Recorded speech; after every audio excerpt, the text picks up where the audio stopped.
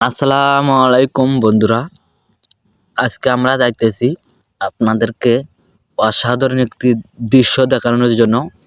সেই জন্য আমরা যাইতেছি ঘুরতে, যে আপনাদেরকেও এই দৃশ্যটা দেখাবো। এই জন্য আপনাদেরকেও দেখাচ্ছি। আমরা এখন যাইতেছি আমাদের গন্তব্যে আপনাদেরকে সুন্দর একটি দৃশ্য দেখানোর জন্য। এই দৃশ্যটা হইতেছে, আমরা আজকে আপনাদের সরিষার ফুল দেখাবো।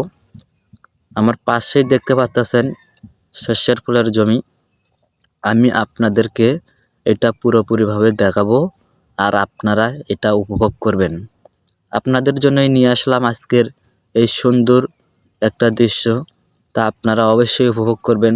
আমরা এখন যাইতেছি সরিষার জমির ভেতরে। আপনারা দেখতে পাচ্ছেন কি সুন্দর ফুল ফুটেছে। আপনারা এটা না দেখলে অনেক মিস করবেন। দেখছেন কি সুন্দর হয়েছে সরিষার ফুল, হলুদ, অনেক সুন্দর লাগে এই ফুলগুলা। এই ফুলগুলো সাময়িক কিছুদিনের জন্য ফোটে, আবার এগুলো ঝরে পড়ে যায়, তারপরে এখান থেকে শস্য হয়। তা আপনারাও দেখতে পাচ্ছেন। আমরা এখানে এসে পৌঁছেছি এবং আমরা সবাই মিলে এই দৃশ্যটা উপভোগ করতেছি এবং আপনাদেরকেও উপভোগ করানোর জন্যই আমরা এই ভিডিওটা বানাইছি। তো আপনাদের কাছে কার কেমন লাগে অবশ্যই আপনারা জানিয়ে দেবেন। বন্ধুরা, অবশেষে চলে আসলাম আমরা শস্যের জমিতে। তা আপনারাও দেখতে পাচ্ছেন এই প্রাকৃতিক দৃশ্যটা দেখতে অনেক ভালো লাগে। শুধু তারাই বোঝে এই গ্রামের দৃশ্যটা, মানে ভালোভাবে উপভোগ করতে পারে যারা গ্রামে থাকে। শহরে থাকলে এই উপভোগ কেউ করতে পারবে না, গ্রামে আসতে হবে এই উপভোগ করার জন্য। তা আপনারা দেখতে পাচ্ছেন আমরা 4টে ভাই চলে যাচ্ছি এখানে, আর 3টে ভাইকে সাথে করে নিয়ে যাচ্ছি এই দৃশ্য দেখানোর জন্য। মানে একসাথে ঘুরতে আসলাম, অনেকদিন হলো ঘুরি না, তাই ঘুরতে আসলাম আজকে শস্যের জমিতে। তো আমি তাদের অনুভূতিটা একটু শুনবো।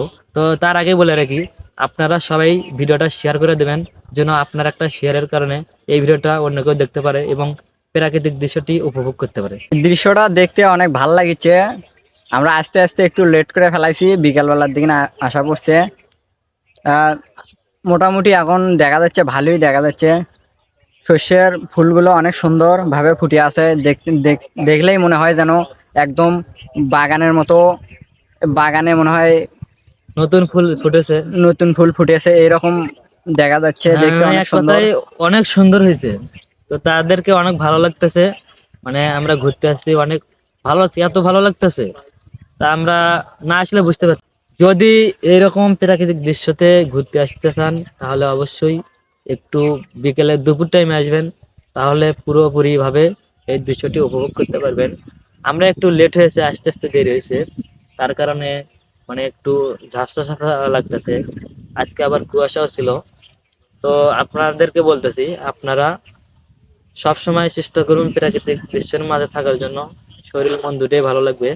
যাদের মন ভালো থাকে না তারা অবশ্যই ঘুরে বেড়াবেন। ঘুরে বেড়ালে আপনাদের মন সবসময় ভালো থাকবে। তো আপনাদের আমি কিছুটা শস্যের জমি দেখাচ্ছি, সেটা আপনারা উপভোগ করবেন। আমরা একটু শস্যের জমিতে ঘুরে বেড়াবো, সেটা অবশ্যই উপভোগ করবেন, শেষ পর্যন্ত দেখবেন। আপনাদেরকে এখন আমরা ভালোভাবে দৃশ্যগুলো দেখাচ্ছি।